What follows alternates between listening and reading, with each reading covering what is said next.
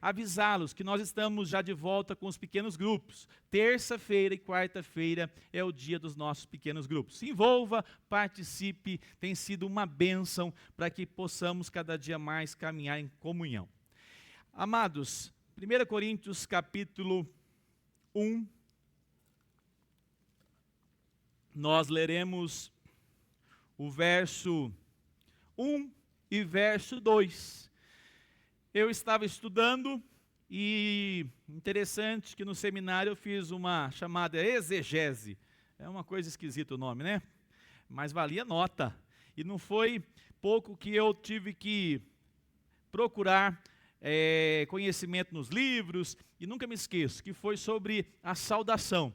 Até foi a que eu apresentei para o presbitério. Um pastor falou, mas a saudação, aí é tranquilo. Eu falei assim, olha que não é, hein?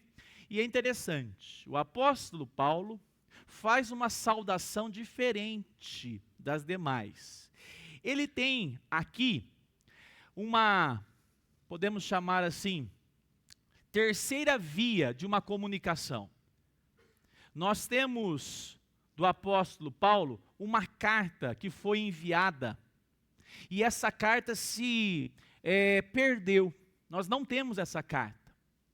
O que aconteceu é que os irmãos da igreja aos Coríntios, ou melhor, da cidade de Corinto, escreveram para o apóstolo Paulo devolvendo. Ou seja, eles trazem nessa carta aqui alguns assuntos que já foi tratado. Então, como nós não temos a primeira carta, nós temos aqui a carta que Deus quis que chegasse a nós. Diz amém. Porque se Ele quisesse que a primeira chegasse, chegava. Mas então nós temos aqui um terceiro momento já de conversa. Paulo escreve uma, nós não temos. A igreja responde. É por isso que ele vai dizer, por exemplo, no capítulo 2, é o capítulo 2, ou capítulo 1 ainda, nós temos notícias de vocês, do que está acontecendo, pela casa de Cloe. Ou seja, ele teve notícias porque ele recebeu uma carta da igreja de Corinto. E agora, o que ele faz? Ele responde essa carta. Então é importante você observar isso. Paulo vai ter a igreja de Corinto, a igreja que mais deu trabalho ao apóstolo Paulo. É a igreja de Corinto. Paulo não ficou apenas, ou melhor, Paulo não ficou muitos anos. Ele fica 3 anos em Éfeso, numa cidade que foi plantada uma igreja. Em Corinto, ele fica apenas 1 ano e meio. 18 meses. Mas observem, Paulo faz uma saudação, e nós temos depois a ação de graças, mas na saudação ele utiliza de termos para lembrar a igreja em Corinto quem eles são. Então ele diz, por exemplo, Paulo chamado pela vontade de Deus. Quem chamou foi quem? Deus, para ele ser o quê? Apóstolo. O texto diz assim, chamado pela vontade de Deus para ser apóstolo de Jesus Cristo. E o irmão Sóstenes, eu mencionei agora há pouco, ou melhor, domingo passado, que possivelmente Sóstenes seja o líder da sinagoga que se converteu. Alguns estudiosos vão afirmar isso. É muito provável, porque ele cita e ao amado, e ao irmão Sóstenes. É a mesma coisa que falar ao irmão Roberto aqui na CMA. Só tem um Roberto, né? Todos vão saber quem é. Então, Sóstenes, muito provavelmente, é uma pessoa conhecida já na igreja de Corinto. E ele diz agora no verso 2, vamos juntos? A igreja de Deus, bem forte, você está com a versão diferente? Então, se está diferente, você lê comigo na projeção, tá bom? Vamos lá. A igreja de Deus que está em Corinto, aos santificados em Cristo Jesus, chamados para ser santos, com todos os que em todos os lugares invocam o nome do nosso Senhor deles e Senhor nosso. Amém. Vamos orar mais uma vez. Senhor, muito obrigado por essa noite. Que a tua boa mão esteja sobre as nossas vidas. Nós somos dependentes da ação do teu Espírito, Senhor, na pregação da palavra e também para recebermos a Tua palavra, Senhor. Por isso eu lhe peço, tenha misericórdia da minha vida, usa-me como instrumento nesta noite, que a Tua graça alcance cada vida que aqui está. Faz de nós uma igreja cada dia mais separada para a glória do Senhor. É o que nós oramos em nome de Cristo Jesus. Amém. Deixa eu só pegar aqui duas coisas, só um instante, irmãos. E também meu cronômetro.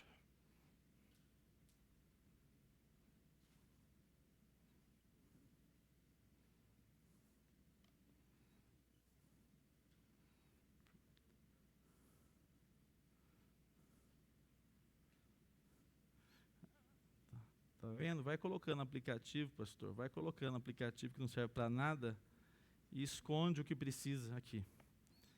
Achei.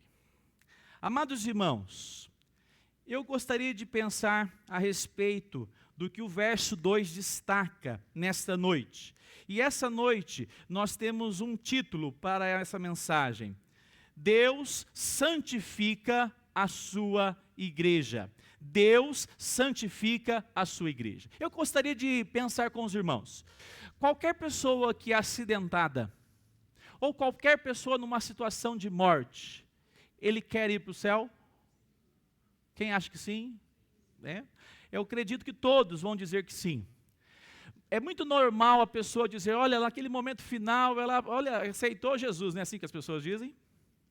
Mas a diferença entre aceitar Jesus e ter Cristo Jesus como padrão para a sua vida é muito diferente. Pastor, mas a pessoa que já está no finalmente ali não vai ter oportunidade. Aí é com Deus, né? Aí é com Deus. Mas você quer ver um exemplo? Se ela conheceu a palavra de Deus, ela possivelmente vai, se ela estava distante de Deus, se arrepender dos caminhos errados.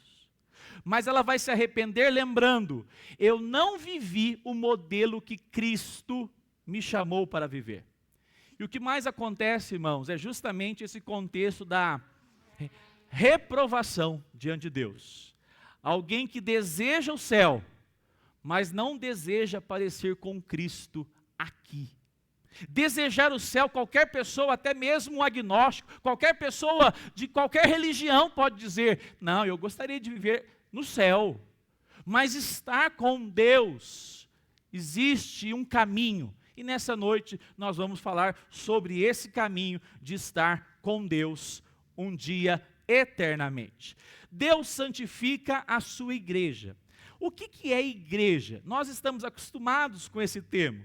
O verso 2 diz assim, a igreja de Paulo, é assim? Não. A igreja de... Porque nós vamos ver daqui para frente, na carta aos Coríntios, uma brigaiada atrás da outra.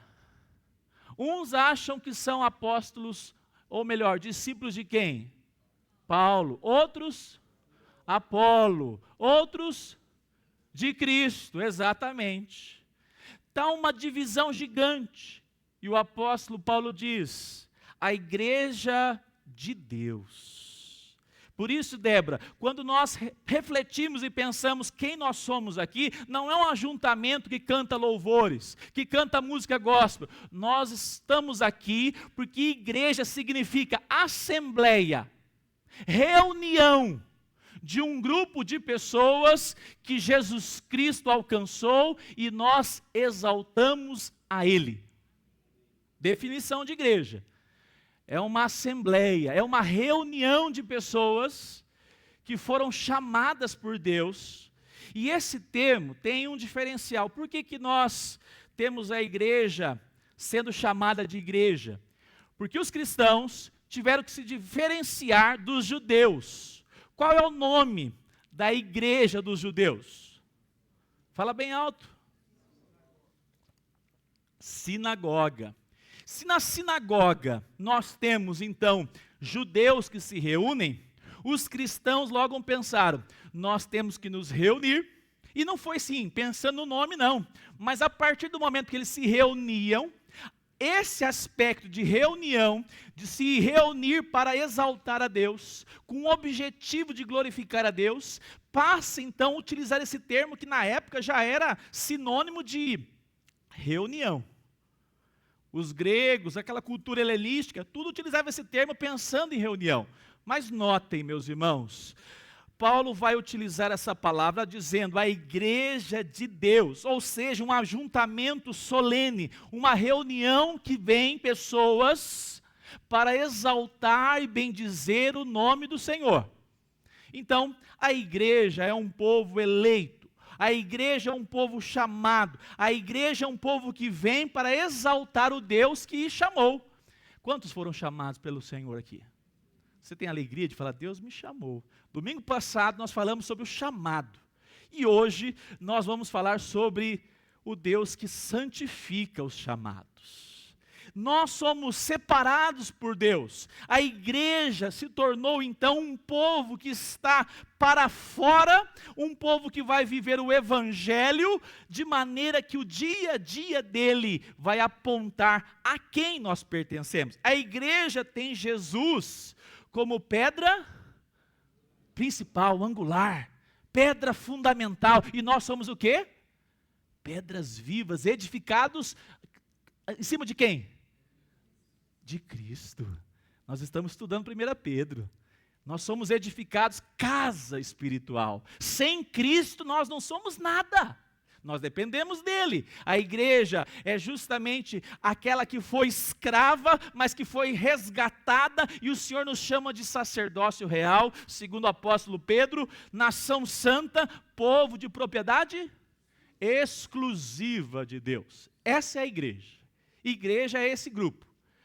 Pastor, pode ser que tenha alguém que vem no ajuntamento solene, que vem na reunião e não é igreja. Claro. Porque a igreja, aos olhos de Deus, ela é reconhecida, mas ela é uma igreja invisível. Nós podemos ver aqui, todo mundo está na igreja, mas quem de fato pertence à igreja? Só o Senhor que sabe. Porque nós podemos aferir aqui quem é membro, quem é visitante, mas quem é a igreja do Senhor? Aqueles que foram chamados por Deus. Louvado seja Deus por isso. Louvado seja Deus porque a igreja é plano de Deus, justamente para nós nos relacionarmos com Deus.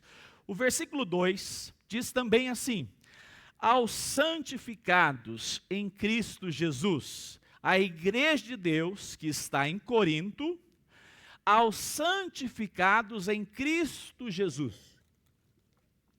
O que o apóstolo Paulo tem em mente aqui?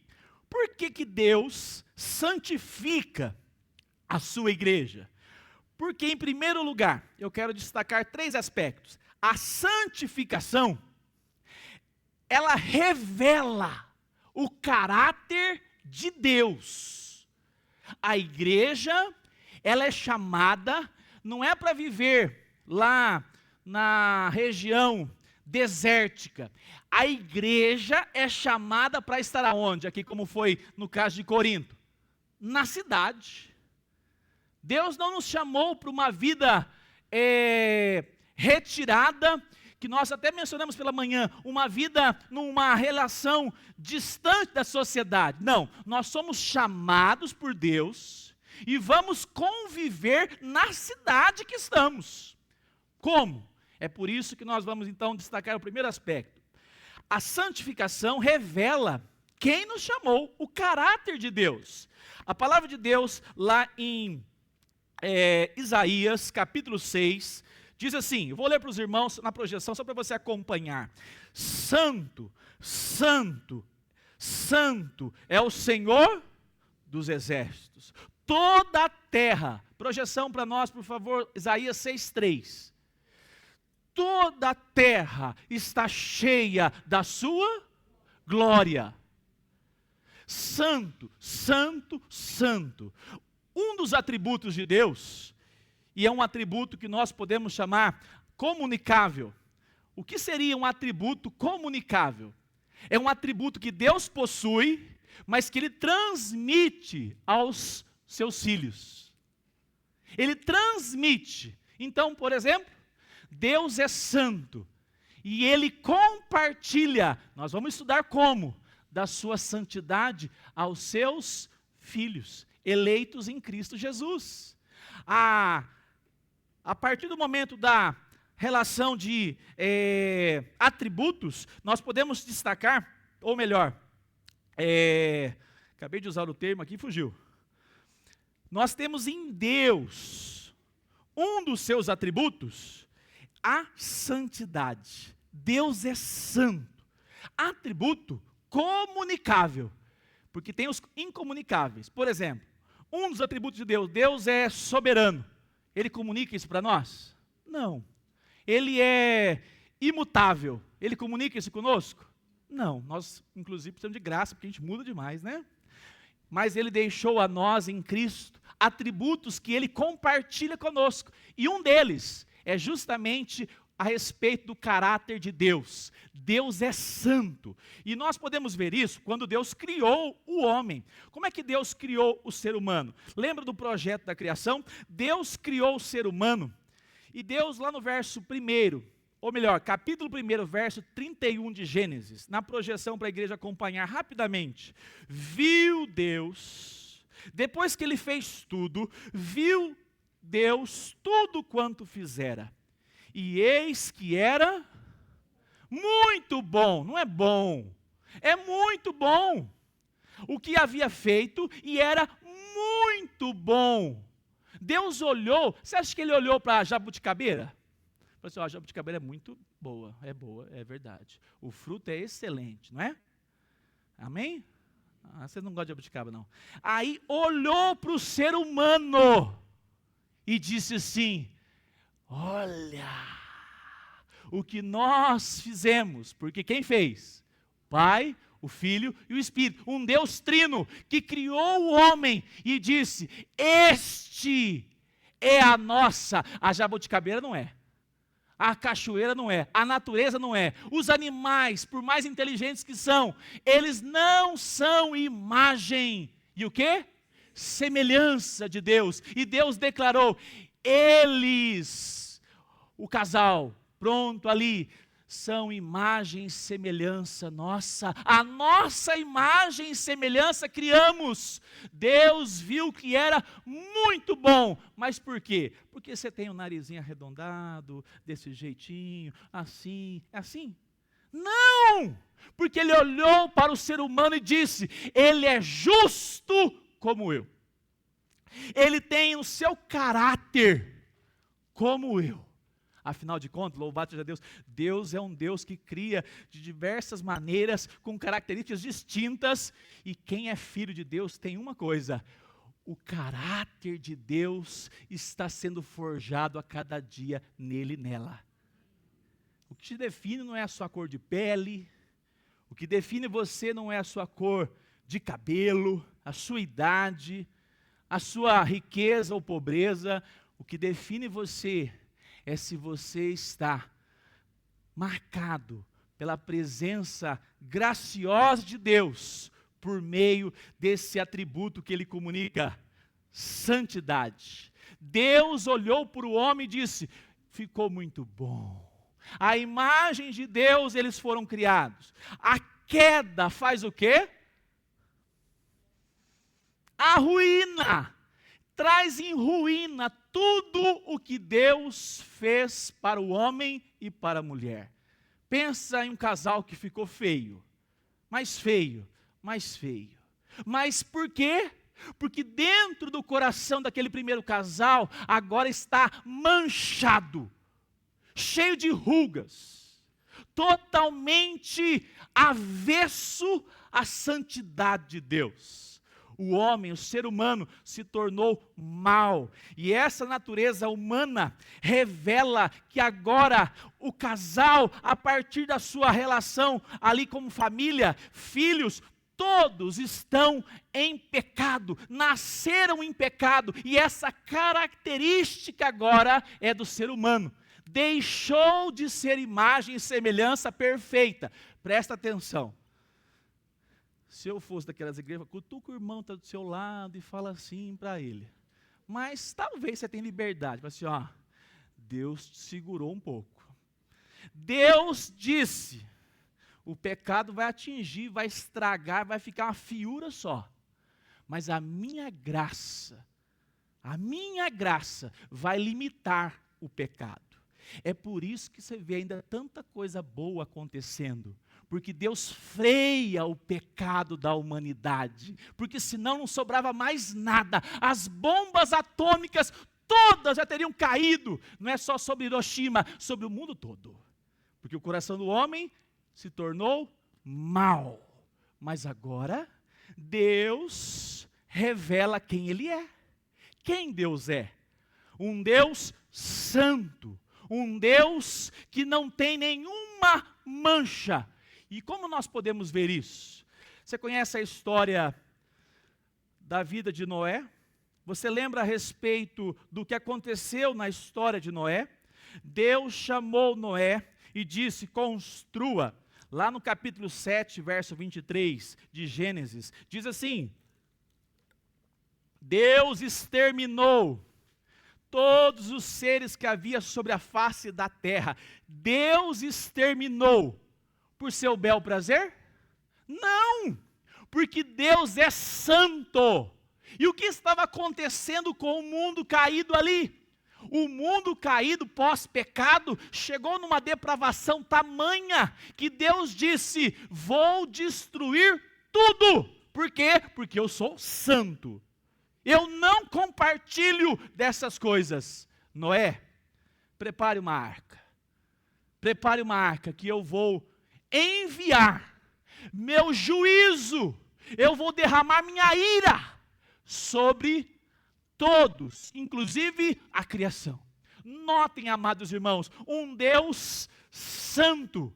Deus nos chama à santidade, e a primeira característica dessa noite que eu quero destacar, que nós somos chamados, por quê? Porque Deus revela em seu caráter que Ele é santo. Não é capricho que Deus está falando, não, faz assim. Ele é santo e não tolera o pecado. O que aconteceu com o pecado? Deus preparou um plano para resolver o problema do pecado. Mas antes disso, lá em, deixa eu ver, Levítico 22,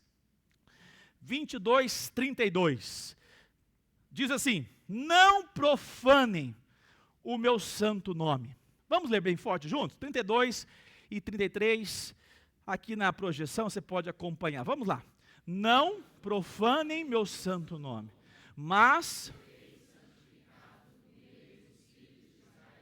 eu sou o Senhor que os santifico, que os tirei da terra do Egito, para ser o Deus de vocês. Eu sou, novamente, só a primeira parte do verso 32. Não profanem o meu santo nome. Então Deus viu que estava tudo arruinado e disse, eu tenho um plano de salvação. Eu sou santo, então eu tenho um plano. Primeira coisa que aconteceu, Deus chama um povo para Ele e diz, não profanem, não brinquem comigo. Não brinquem comigo, que eu sou santo. Eu os libertei do Egito. Vocês sofriam castigo no Egito. Eu os libertei. Não profanem o meu nome. Por que isso, irmãos? Deus está revelando o seu caráter. Deus está dizendo, o projeto que eu trouxe para o ser humano era para ser a minha imagem e semelhança perfeita. E o ser humano, pela sua aventura, acabou desejando escolher o caminho da injustiça, o caminho do pecado. Então agora, amados irmãos, nós temos um plano de Deus. Esse plano inclusive aponta, Deus chama um povo, Deus aponta que Ele vai preparar uma cidade, e esses irmãos patriarcas caminharam sobre essa terra como peregrinos e forasteiros, aguardando a cidade que seria edificada por Deus, para então viver eternamente com esse Deus santo. Deus preparou para você uma cidade santa para você morar. Aleluia! O Rogério vai perder o emprego, viu?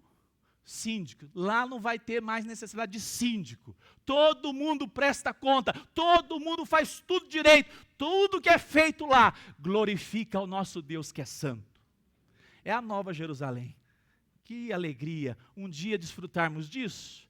Esse é o primeiro aspecto, então, nessa noite que eu quero destacar. O caráter de Deus, Ele nos santifica porque o caráter de Deus é santo. Um segundo aspecto que nós vamos destacar nesta noite. Lá em 1 Pedro, inclusive, diz assim, porque está escrito, sejam santos porque eu... Versículo muito conhecido. Então, amados irmãos, a ira de Deus revela que Deus é santo. Deus não é, como muita gente pensa, Deus é aquele que passa pano na cabeça, passa pano sobre a pessoa. Não, Deus não empurra para debaixo do tapete pecado. Olha só o que diz Romanos capítulo 1, verso 18. A ira de Deus, olha só, Deus é um Deus que tem ira, mas diferente da sua e da minha, que é pecaminosa, a ira de Deus é o quê? Santa. Ele sabe derramar a ira dele na pessoa certa, do jeito certo, como ele quer, porque ele é santo. Diz o texto, a ira de Deus se revela do céu contra os justos, é assim? Contra toda a impiedade e injustiça dos seres humanos, que por meio da sua injustiça suprimem a verdade. Deus é um Deus santo e Deus derrama a sua ira sobre as obras de injustiça. Nós temos que lembrar muito bem disso. Lembra daquela musiquinha? Cuidado, boquinha, o que fala. Não é assim que a gente ensinava as crianças? Cuidado, olhinhos, o que vê. Não é assim? Por quê? O Salvador está o quê? Olhando. Porque Ele é santo. Mas não é na amedrontar, não. Pastor, vou ser punido com um raio. Não, é para você lembrar, Deus é santo e não compactua com obras injustas. Amados irmãos, um segundo aspecto nessa noite que eu quero destacar, Deus santifica a sua igreja porque a sua misericórdia e graça alcançou a igreja, alcançou, verso 2, a igreja de Deus que está em Corinto, aos santificados em Cristo Jesus. Louvado seja Deus. Eu queria perguntar para os irmãos, se nós tivéssemos, infelizmente, acontece no mundo, um serial killer que fosse apanhado aqui na nossa nação, que matou 150 pessoas e cada vez mais descobre que ele matou mais.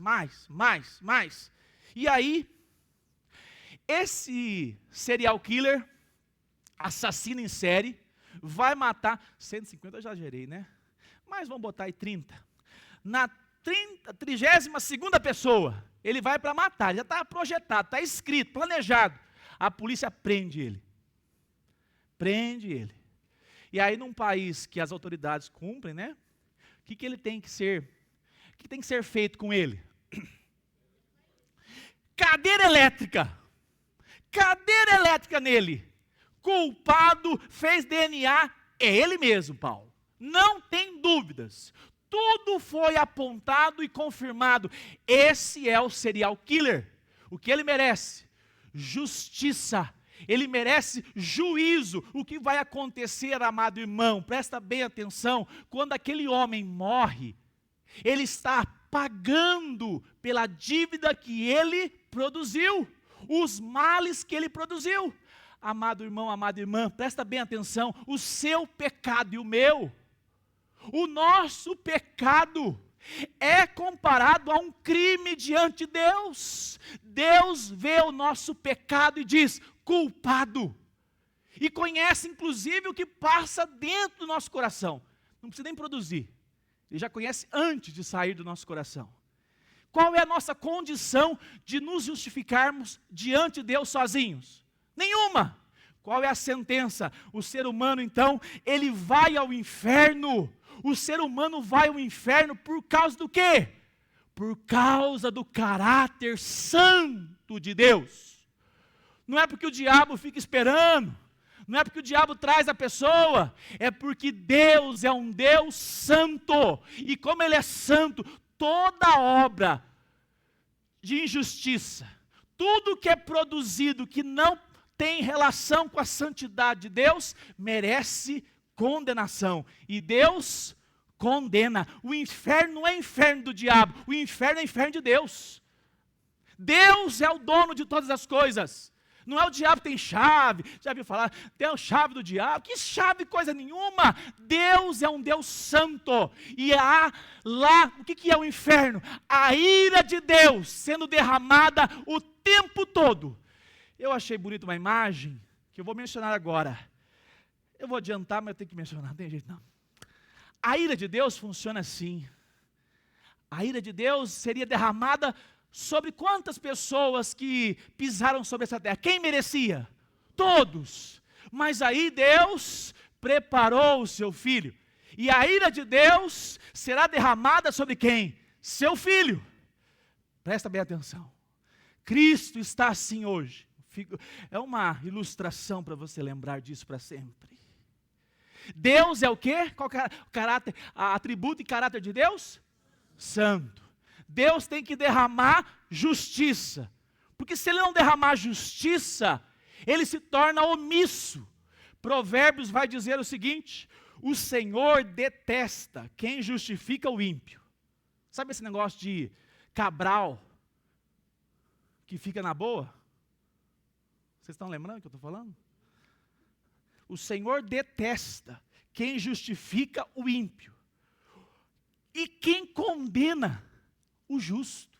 Ou seja, quando os magistrados não fazem o papel devido, Deus aborrece disso. Agora eu pergunto, diz também o texto da palavra de Deus, como nós então teremos um Deus santo? Irmãos, Deus derrama a sua ira sobre toda obra de injustiça. Cristo se colocou na frente da ira de Deus. E todos que vêm a Cristo, a ira de Deus, então agora é finalizada, canalizada, a melhor palavra, na pessoa de Jesus. E todos aqueles que estão em Cristo, eles estão livres da ira de Deus. Até que chegará um grande dia, que o que Cristo vai fazer? Ele vai deixar o tempo da oportunidade, vai passar, e ele vai sair da frente da ira de Deus, e a ira vai ser derramada eternamente sobre o inferno. Entendeu? Deus é um Deus santo. E chama agora então o segundo ponto que nós vamos ver nessa noite. Deus revela a sua misericórdia e graça, e ela nos alcançou de maneira poderosa. Amados irmãos, presta bem atenção, o Salmo 23, 24, diz assim: quem subirá ao monte do Senhor? 24, 3. Quem há de permanecer?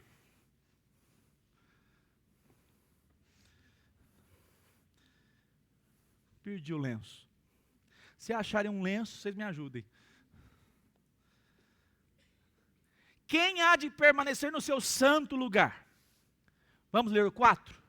O que é limpo de mãos e puro, que não se entrega a sua alma à falsidade, nem faz juramento com a intenção. Quem aqui pode ir lá? Sozinho você pode? Não. Quem subirá ao monte do Senhor? Quem? Quem tem as mãos limpas para dizer, eu posso? Então o que Deus está preparando agora? Como nós podemos ter um Deus que justifica o ímpio sem ser uma abominação? Porque se Deus justificasse de qualquer maneira, sem punir o infrator, ele seria um Deus relapso, seria uma abominação. Ele não seria justo, ele seria aquele que empurra para debaixo do tapete. O que ele faz? A reconciliação é elaborada na eternidade. A Trindade participa disso. O Pai planejando, o Filho executando e depois o Espírito aplicando. Chamamos isso na teologia agora, essa área da justificação do pecador.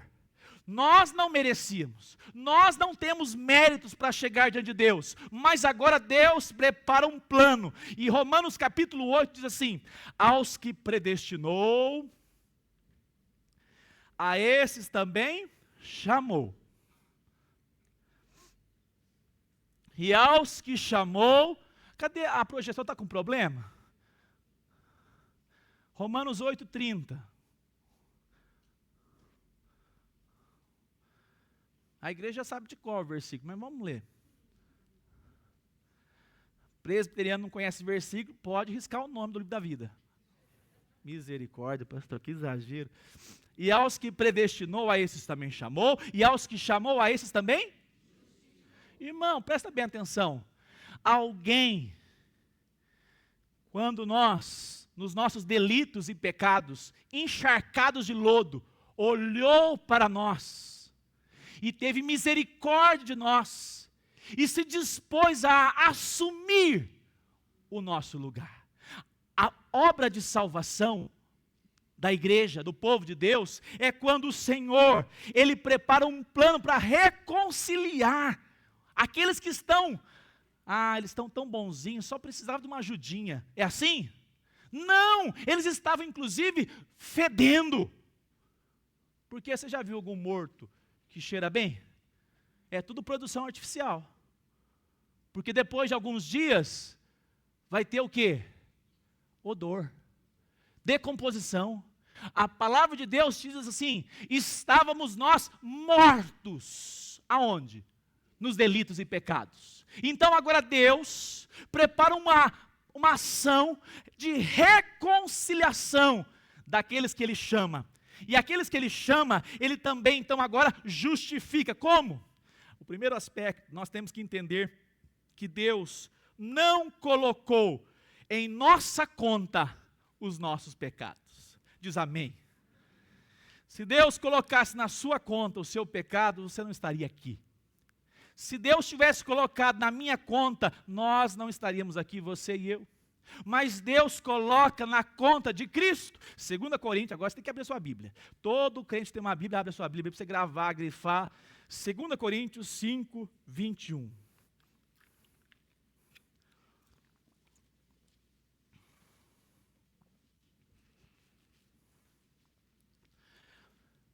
Vamos ler bem forte?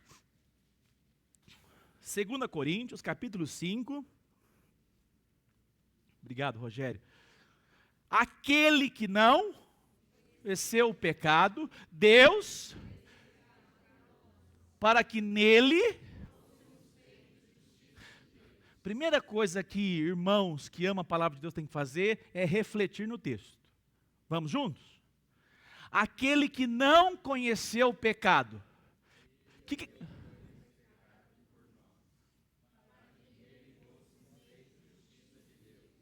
Ele tinha pecado? Na cruz, ele morre como um pecador? Não, não. Olha só o texto. Aquele que não conheceu o pecado, Deus o fez. Ou seja, ele não tem pecado hora nenhuma. Na cruz, nós temos uma ação agora. Ela é chamada de imputação. Você vai lembrar de um outro termo. O que é uma amputação? Cortar. Imputar. Acrescentar. Creditar. É um termo bancário. O que agora Deus faz para que ele não seja abominação? Ele deixe de ser justo e santo. Ele faz agora algo com o seu filho, aquele que não conheceu o pecado, Jesus, que é Deus. Deus o fez pecado, Deus o fez pecado, Deus imputa, Deus acredita na conta de Cristo, seu filho, o seu, o meu e o pecado de toda a igreja, de todas as épocas. Diz amém. O pecado é uma dívida. Não imputou a nós o Senhor as nossas transgressões. Ele não colocou em nossa conta. E na realidade, essa dívida seria impagável. Deus colocou a nossa dívida sobre seu filho. Presta bem atenção, então Deus imputa o pecado à pessoa do filho. O que era a imputação? O que era acreditar o pecado no Antigo Testamento? Vocês lembram? Tinha um processo. o sacerdote trazia 2 animais. Não importa se era ovelha, carneiro, bode, podia ser qualquer um desses. O nome não significa nada. O que significa é o ato. João viu Jesus e disse assim: eis que tira o pecado do mundo. Presta bem atenção no que acontece agora. Jesus, ele é apontado no Antigo Testamento. O sacerdote pegava o cabrito, o cordeiro, e quando ele estava apresentando-se diante de Deus, o cerimonial era, pegava um cordeiro e colocava a mão sobre a cabeça daquele cordeiro, apontando que os pecados da nação de Israel agora estavam sendo imputada àquele animal. E o outro, era feito uma dispersão dele, ele saía para morrer no deserto. Tudo isso para apontar para aquele que viria, e sobre ele seria imputado os nossos pecados. Quando Cristo vem e assume o nosso lugar, ele recebe de Deus o seu e o meu pecado, sem ele ter pecado, porque ele sempre foi santo. Amados irmãos, quantas vezes nós passamos despercebido que toda essa obra de reconciliação do pecador diante de Deus é para que você entenda que plano perfeito, que plano custoso que foi esse, para que você entenda que Deus é santo e chamou você, como nós vimos, de maneira misericordiosa, de maneira graciosa, para te envolver, para te alcançar e manifestar sobre a sua vida grande salvação. Amados, ele foi feito pecado por nós. Houve naquele momento, Jesus está na cruz, Deus imputa os nossos pecados a Jesus. Sabe o que aconteceu? Um cataclisma. O que seria um cataclisma? Um tsunami. As montanhas tremem, mas na cruz, o dia se tornou noite. Naquele momento, Cristo pendurado na cruz, um cataclisma. Os sepulcros foram abertos, porque ali estava o Cordeiro de Deus, e sobre ele sendo imputado os pecados dos seus filhos, da sua igreja, do seu povo. Quando isso acontece, amado irmão, Jesus disse assim: Senhor, Pai, se possível, livre dos meus furos na mão. Foi isso? Pai, se possível, não deixe eu ficar desnudo na frente de todos. Foi isso que ele pediu? Senhor, não permita, Senhor, que o sangue seja demais. Foi isso? Irmãos, o sofrimento de Cristo, ele é diferente de todos. Quantos já foram pendurados na cruz naquela época dos romanos? Centenas e milhares. Mas Cristo, presta bem atenção nisso, o que faz de Cristo seu Salvador, é porque Cristo foi levantado na cruz, e além dos pregos, além da coroa de espinhos, o que aconteceu ali, é que ele disse para o Pai: Pai, se possível, passa de mim esse cálice, afaste de mim esse cálice, entretanto, toda a vida, que a vontade do Senhor seja. O que ele estava temendo? O que ele estava imaginando?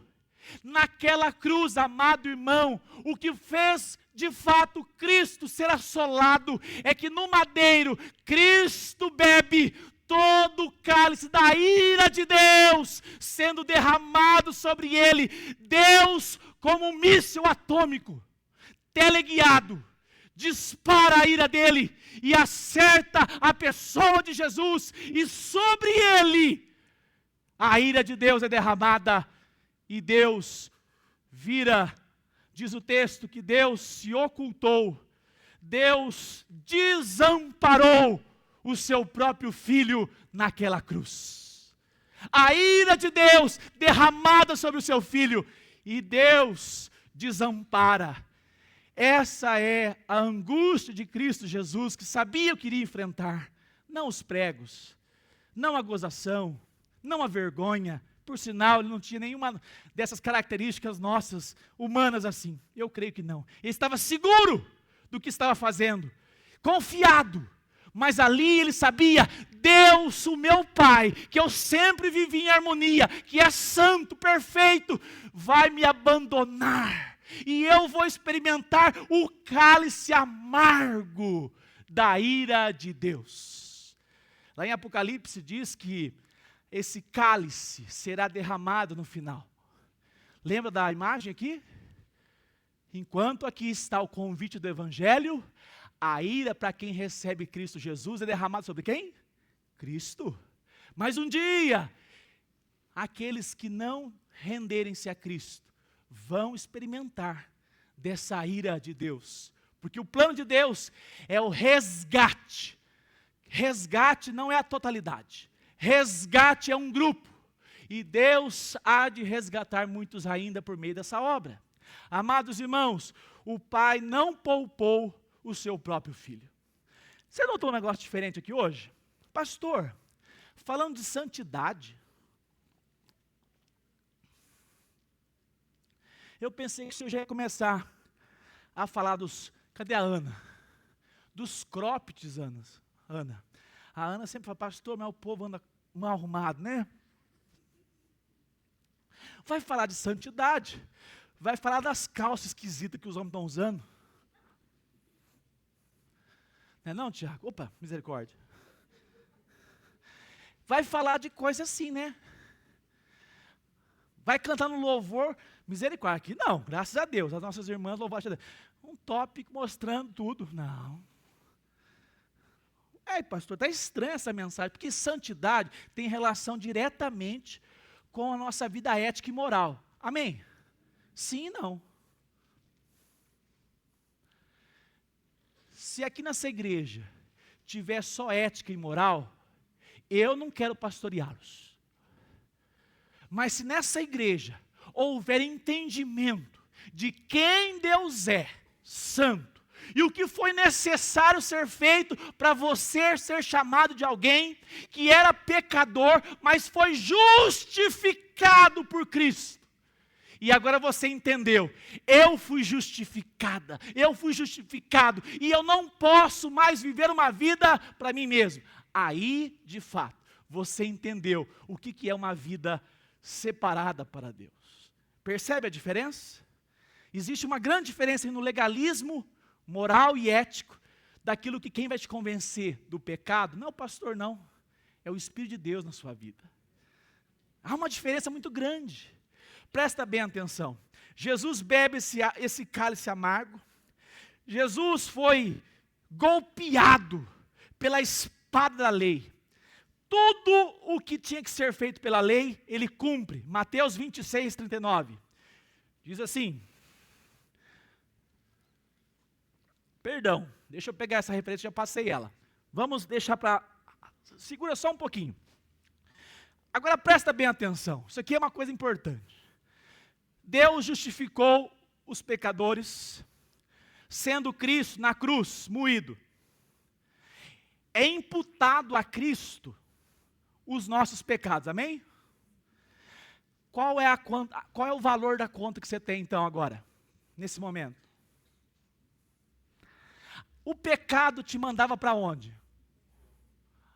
Amém ou não? É a palavra de Deus que diz. Mas agora, você não tem mais pecados. Porque Cristo pagou na cruz. Qual que está a sua conta? Zerada. Então agora, se a nossa relação com a salvação, José Fernando, parasse aqui, o máximo que Deus tinha feito é não te mandar para o inferno. Mas você poderia ir para o céu? Você poderia chegar no santo monte de Deus? Não. Você não tem crédito para isso. A sua conta está zerada. Você precisa de crédito.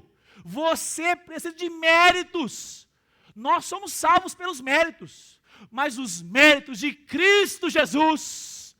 Olha só, presta bem atenção, o plano de Deus agora, quando Cristo cumpre toda a lei, Mateus 5,17, Não pensem que vim revogar a lei.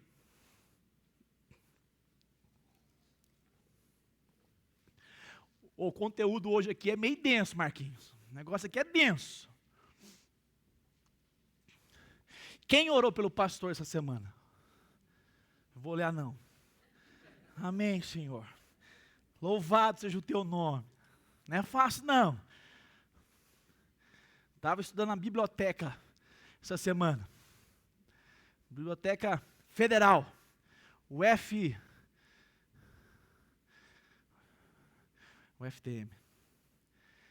E eu falei, Deus, aqueles pecadores querem pão. Porque eles foram lavados pelo precioso sangue de Cristo. E desejam ser saciados com a palavra do Senhor. Ora pelo pastor.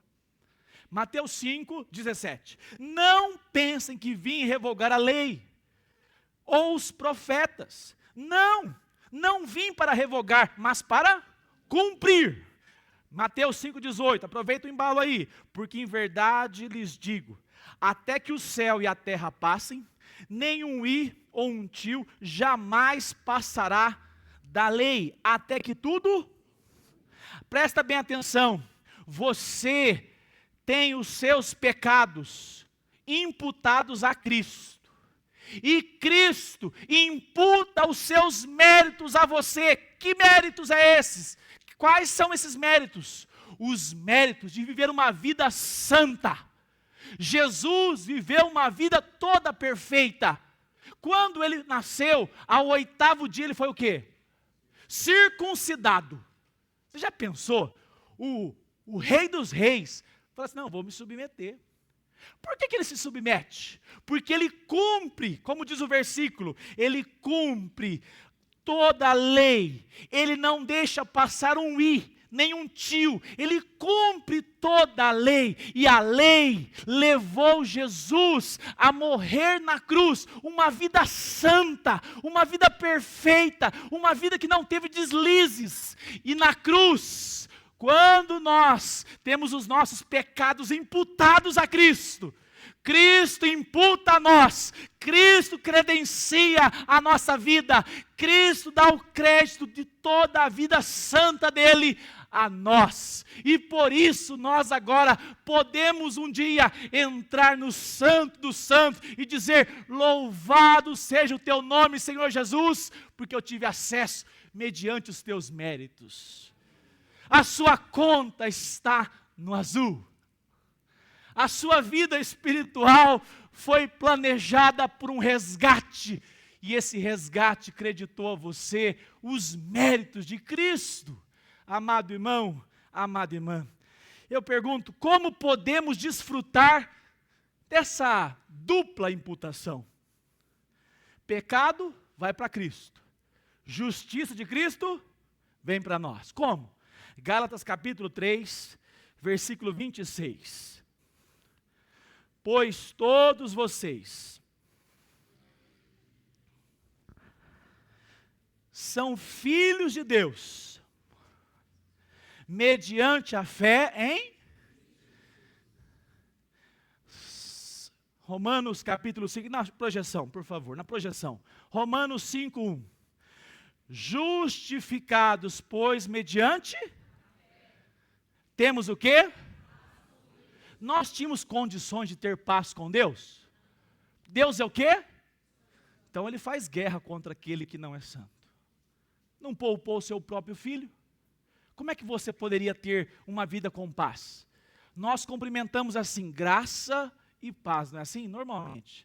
Se o irmão falar como eu de vez em quando, bom dia, boa noite, sinta-se agraciado do mesmo jeito. Amém? Fica preso a isso não.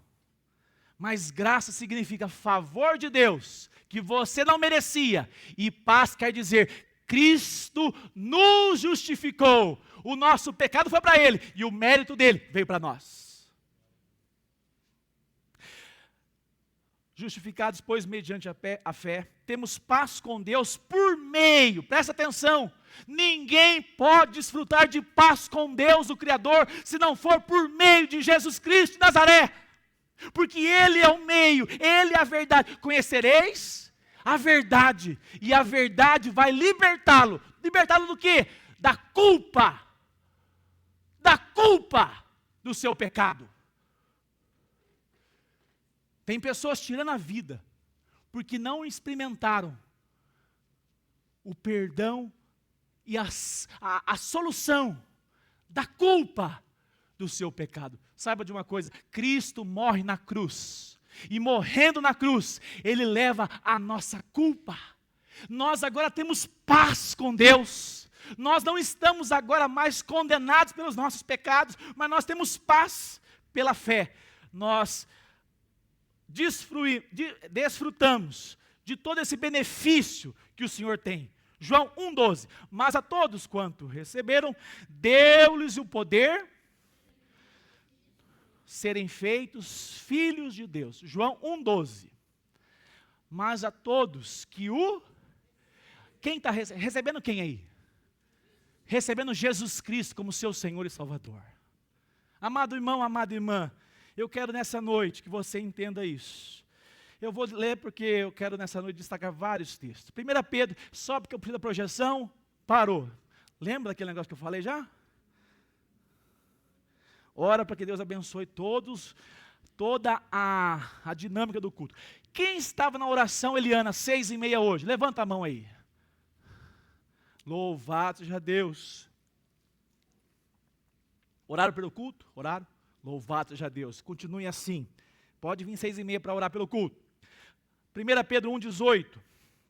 Sabendo que não foi mediante coisas perecíveis, como prata ou ouro, que vocês foram resgatados da vida inútil que seus pais legaram, mas pelo precioso sangue de Cristo, como de um cordeiro sem defeito e sem mácula. Se você pela fé crer que o Senhor é aquele que morreu na cruz do Calvário, você hoje pode desfrutar desse crédito que Cristo coloca sobre você. O seu pecado é sobre Ele, e Ele te faz então agora justificado. E você pode viver uma vida hoje sem a culpa do seu pecado.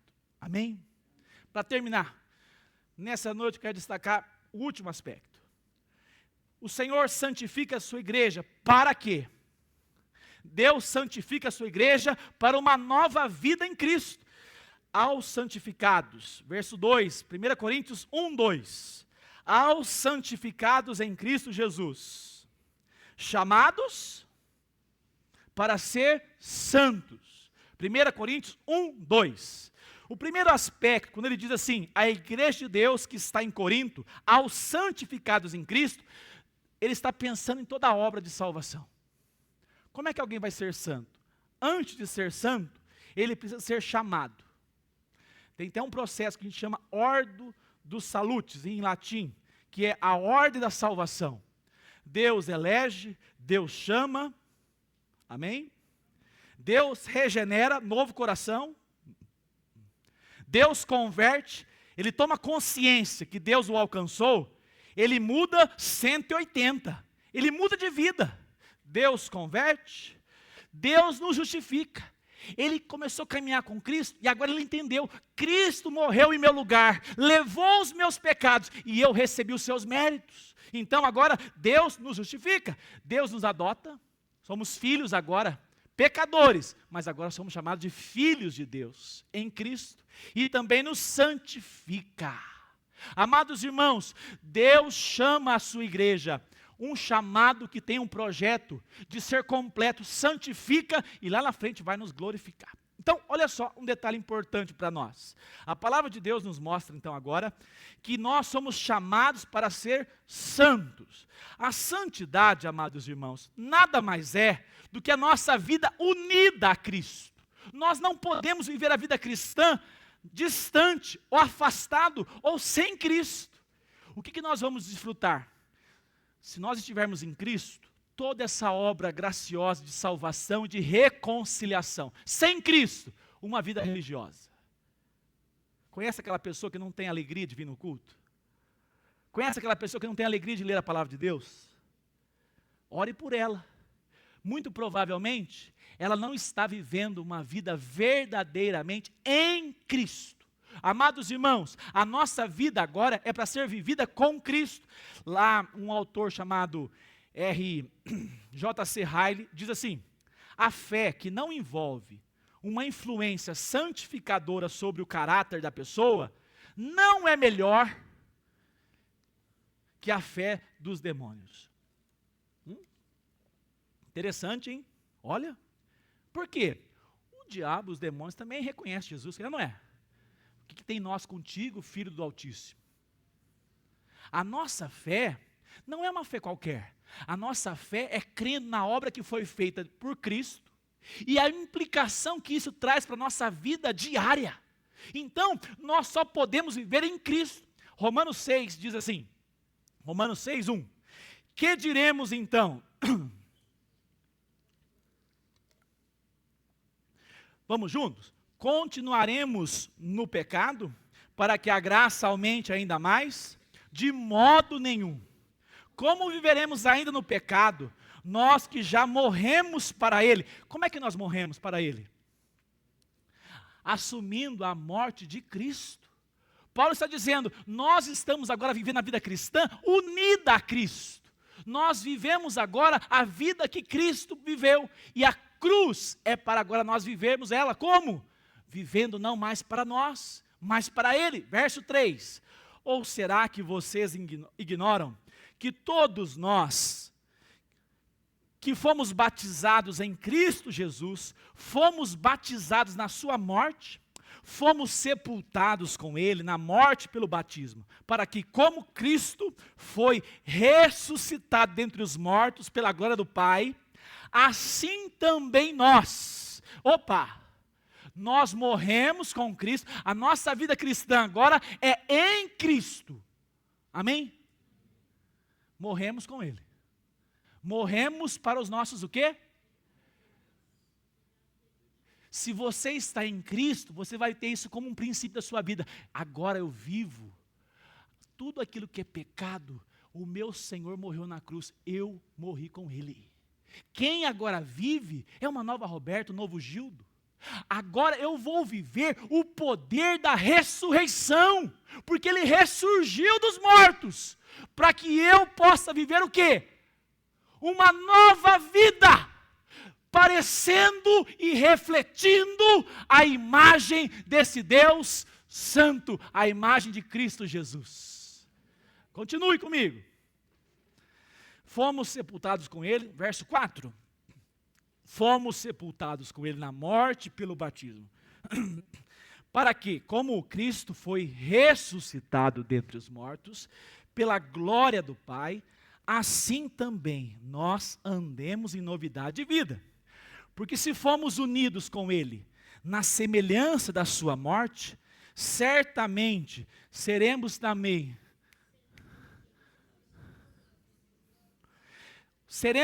na semelhança da sua ressurreição. Cade, dá o microfone sem fio para mim para terminar, por favor. Porque se fomos unidos com Ele, presta bem atenção no versículo 6, sabendo isso, que a vossa, ou melhor, a nossa, isso.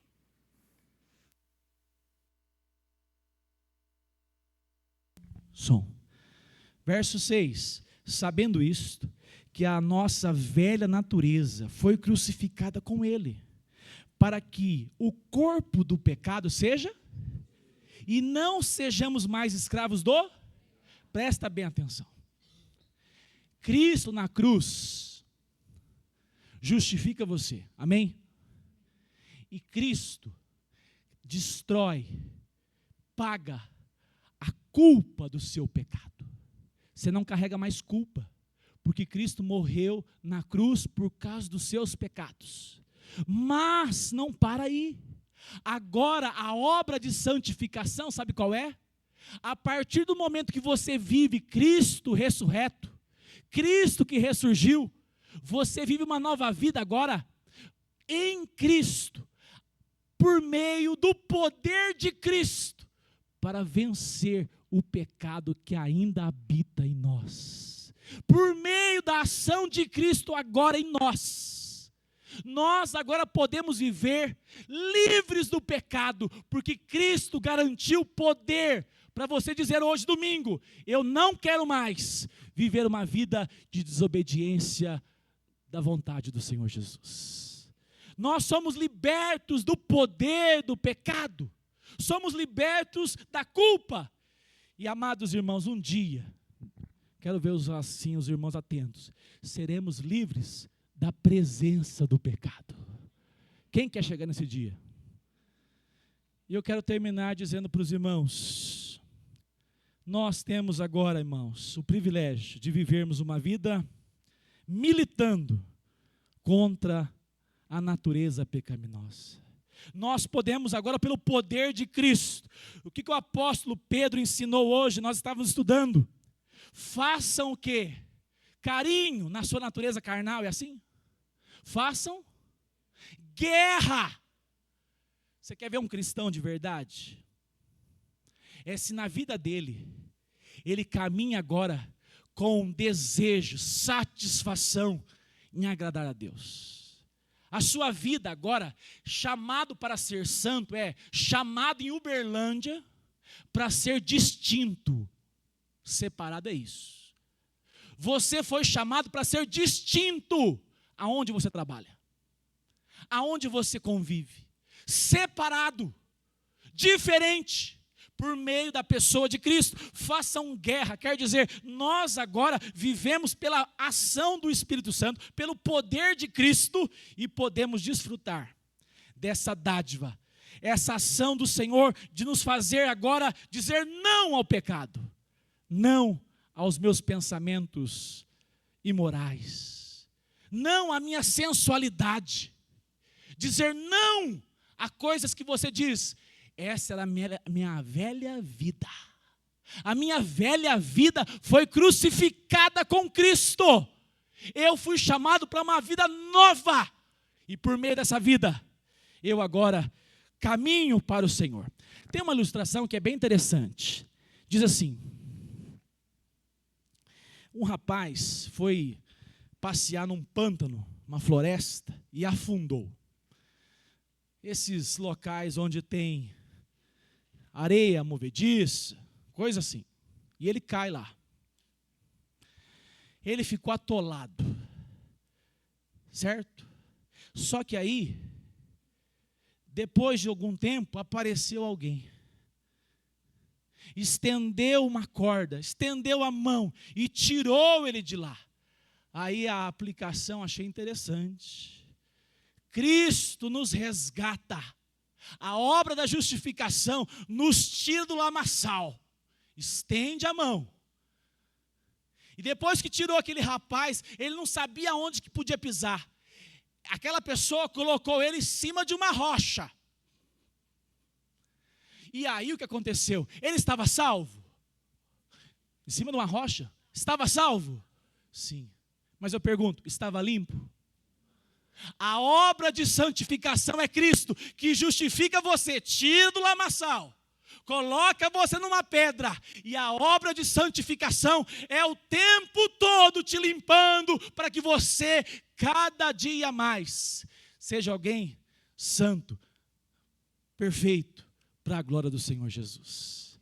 John Wesley achava que o pecado ia ser exterminado aqui. Estava errado. Uma frase boa dele, para nós encerrarmos, diz assim, deixa eu lê-la aqui. Ele tem uma frase que eu destaquei. Ela diz: a conversão tira o cristão do mundo. A santificação tira o mundo do cristão. É diferente. Amado irmão, sabe quando você vai ter apetite pelos valores de Deus? Quando você reconhecer que quem te justificou entregou a sua própria vida e Deus derramou a sua ira sobre ele. E você vai dizer: Senhor, não quero mais viver assim. O Senhor me tirou do mundo. O Senhor tem incomodado meu coração para sair do mundo. E eu quero parecer com o Senhor. Me ajude, me limpe, me santifique. A santificação, ela é apontada pelo Espírito Santo. Quem nos convence do pecado, da justiça e do juízo? O Espírito de Deus. Então, irmã, você vai embora aqui hoje, irmão. Eu não vou falar da medida da saia, porque eu não falo. Amém? O dia que eu falar assim, saia para baixo do joelho. Pode botar a mão na cabeça dele que esse pastor endoideceu, ficou louco. Eu não vou falar isso. Eu não vou falar da roupa que você veste. Eu não vou falar, não. Mas eu vou dizer, quem é separado por Deus para viver uma vida que foi justificada, sabendo que a sua vida, ela é reflexo daquele que te chamou, você vai dizer, eu estou honrando esse Deus santo com a minha vestimenta? Eu estou no ambiente que Deus deseja para mim? Eu estou nas redes sociais com o comportamento de alguém que foi separado por Cristo? Amado irmão, a palavra de Deus diz assim, quem tem ouvidos, ouça o que o Espírito diz à igreja, não diz para a sociedade uberlandense.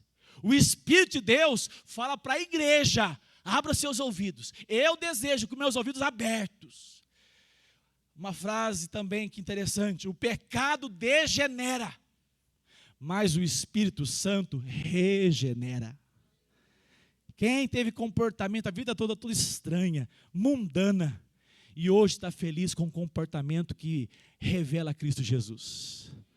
Tem convertidos nessa igreja? Que bênção. Você não é só filho de crente não, né? Filho de crente, meu pai vai na igreja. Teve conversão genuína? Louvado seja Deus. Deus tem um projeto na sua história. Moldar o seu caráter à imagem de Cristo Jesus. Santificá-la.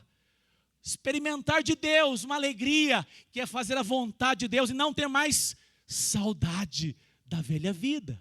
Eu convido você a experimentar dos meios de graça.